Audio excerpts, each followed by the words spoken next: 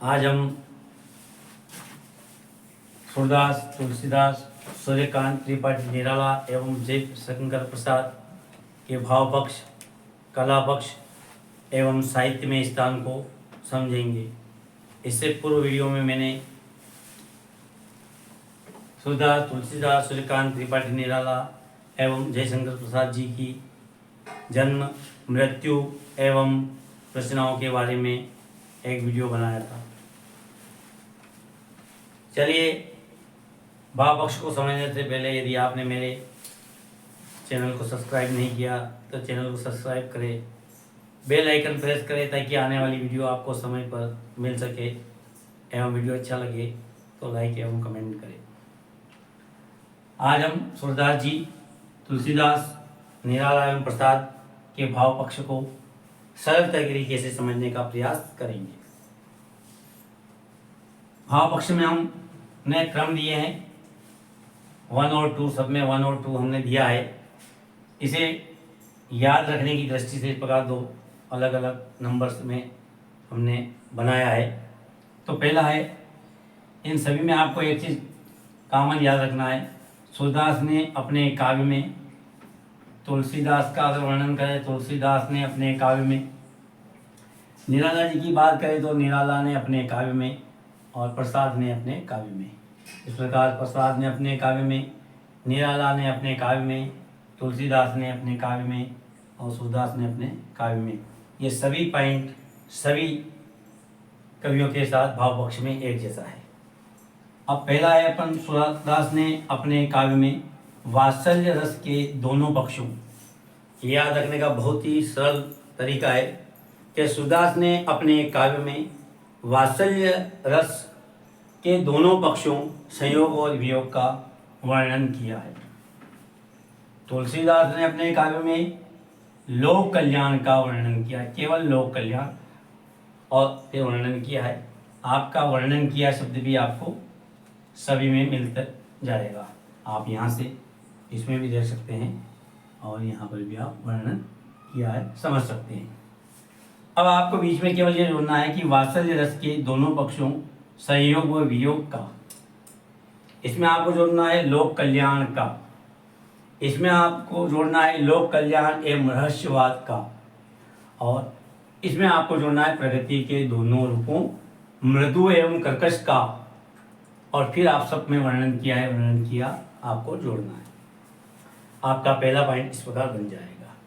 आपका दूसरा है, सूरदास ने अपने काव्य में ही लिखना है कृष्ण की विभिन्न लीलाओं का वर्णन किया है। ये हम सभी जानते हैं कि सूरदास ने अधिकांश कृष्ण लीलाओं का वर्णन किया है, इसलिए कृष्ण की विभिन्न लीलाओं का वर्णन किया है।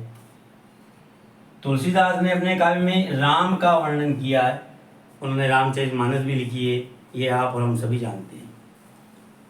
तो तुलसीदास ने अपने काव्य में राम का वर्णन किया क्योंकि तुलसीदास का एकमात्र भरोसा राम है। निराला ने अपने काव्य में प्रकृति के सजीव चित्रण अंकित किए हैं। यहाँ पे राम और कृष्ण का वर्णन है, इन दोनों में थोड़ा अंतर है। यहाँ पर निराला ने अपने काव्य में प्रकृति के सजीव चित्रण किए हैं। सजीव, ऐसा लगता है जैसे कोई जीवित है और उसके बारे में अपन वर्णन कर रहे हैं, यानी प्रकृति के सजीव चित्रण को इन्होंने प्रस्तुत किया था। आपको याद रखना है प्रकृति के सजीव चित्रण। यहाँ पर आपको याद रखना है प्रेम एवं वेदना के मार्मिक चित्रण, प्रेम एवं वेदना के मार्मिक चित्रण यहाँ पर आपको अंकित किए मिल जाएगा, यहाँ अंकित किए मिल जाएगा और यहाँ पे आपको वर्णन किया है मिलेगा। इस प्रकार आपको कुछ एक चीज याद उसमें रखना है, बाकी आप ये सभी के भाव पक्ष को बड़ी आसानी से अब समझ सकते हैं। अब हम इसके बाद कला पक्ष को समझेंगे। अब हम कला पक्ष के बारे में समझेंगे। सूरदास, तुलसीदास, निराला और प्रसाद के कला पक्ष को हम समझेंगे। सूरदास की भाषा ब्रज भाषा है। यहाँ पर भी हमने उसको सरल करने का प्रयास किया है। ताकि आप कला पक्ष को भी आसानी से समझ सकें। सूरदास की भाषा ब्रज भाषा है। तुलसीदास जी की भाषा ब्रज एवं अवधी भाषा है। आपको सूरदास की भाषा के साथ एक भाषा और बढ़ाना है। यह भाषा तुलसीदास जी की भाषा है। तुलसीदास जी की भाषा ब्रज एवं अवधी भाषा है। निराला की भाषा भावों के अनुरूप बदलती जाती है। इनकी भाषा सूरदास जी ने ब्रज भाषा में लिखा, तुलसीदास जी ने अधिकांश ब्रज एवं अवधी भाषा में लिखा। लेकिन निराला की भाषा जिस भाव में वो कविताओं को लिखते हैं उसके अनुरूप भाषा बदलती जाती है। उनकी भाषा जो है वो बदलती जाती है। यानी निराला की भाषा जो है वो भावों के अनुरूप बदलती जाती है। प्रसाद की भाषा संस्कृत निष्ठ खड़ी बोली है। सूर्यकांत त्रिपाठी जयशंकर प्रसाद जी की जो भाषा है वह संस्कृत निष्ठ खड़ी बोली है। आगे देखिए हम लोकोक्तियाँ एवं मुहावरों का प्रयोग हुआ है। सूरदास के काव्य में लोकोक्तियाँ एवं मुहावरों का प्रयोग अधिक हुआ है। कहीं कहीं अरबी, फारसी एवं भोजपुरी भाषाओं के शब्द भी मिलते हैं। तुलसीदास जी ने ब्रज एवं अवधी भाषा में लिखा, लेकिन कहीं कहीं अरबी, ये अवधी था, आप अरबी भी याद रखिए, अवधी, उसके बाद अरबी, फारसी एवं भोजपुरी भाषाओं के शब्द भी इनकी काव्य में मिलते हैं। इनकी भाषा सरल है। निराला जी की भाषा जो है वो सरल है। इन्होंने भावों के अनुरूप इनकी भाषा को बदला है, लेकिन इनकी भाषा जो है वो कठिन भाषा, जैसे ब्रज भाषा कठिन है, अवधी कठिन है, परंतु इनकी जो भाषा है वो सरल भाषा है। इस प्रकार से इन्होंने अवधी और ब्रज जैसी भाषाओं का प्रयोग नहीं किया है। प्रसाद की भाषा भावों के अनुरूप बदलती है। जिस प्रकार यहाँ बताया निराला जी की भाषा भी भावों के अनुरूप बदलती है, इस प्रकार प्रसाद जी की भाषा भी भावों के अनुरूप बदलती जाती है। अब साहित्य में स्थान को अगर देखें तो सूरदास जी भाव सौंदर्य की दृष्टि से सूरदास का स्थान सर्वोपरि है।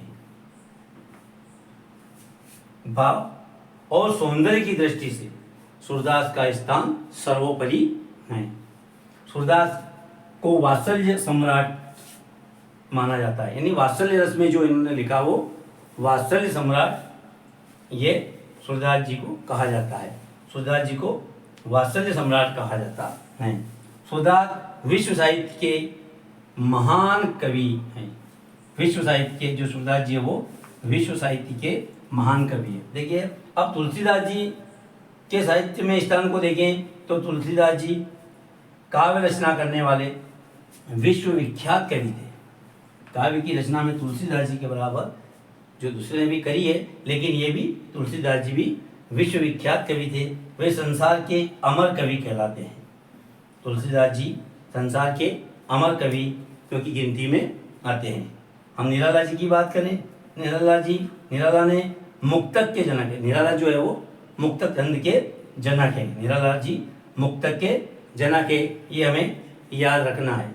निराला के ने हिंदी कविता को नई दिशा दी। एक तो मुक्तक के जनक याद रखना हम लोगों को, और निराला ने हिंदी कविता को नई दिशा दी। निराला हिंदी के मूर्धन्य रचनाकार है। अब आज प्रसाद जी को, यानी जयशंकर प्रसाद जी की रचनाओं को देखिए, साहित्य में स्थान को देखिए अपन, तो आधुनिक हिंदी साहित्य में जयशंकर प्रसाद का शीर्ष स्थान है। यहाँ पे हमने कहा साहित्य में महान कवि हैं ये, यहाँ का विश्व विख्यात कवि हैं, इसी प्रकार ये शीर्ष कवि हैं, शीर्ष स्थान है, यानी इनका पहला स्थान है जयशंकर प्रसाद का कविताओं में। आधुनिक हिंदी साहित्य में जयशंकर प्रसाद का शीर्ष स्थान है और वे विश्व साहित्य के श्रेष्ठ रचनाकार हैं। विश्व साहित्य के श्रेष्ठ रचनाकार हैं। इस प्रकार इन कवियों का साहित्य में स्थान इस प्रकार से है। ये वीडियो आपको कैसा लगा हमें लाइक करें और कमेंट करें। धन्यवाद।